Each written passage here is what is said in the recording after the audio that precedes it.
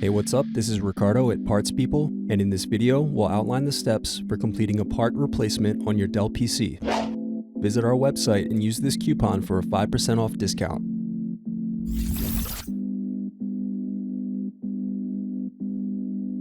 Slide tabs outward to unlock and remove battery. Now unscrew and remove keyboard.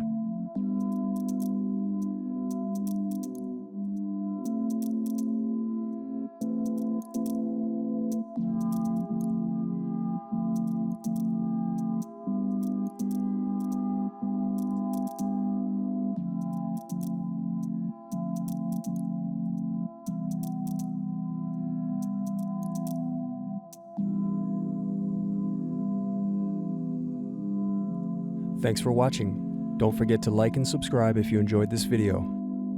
And if you need more, check out this playlist to watch other tutorials for your laptop.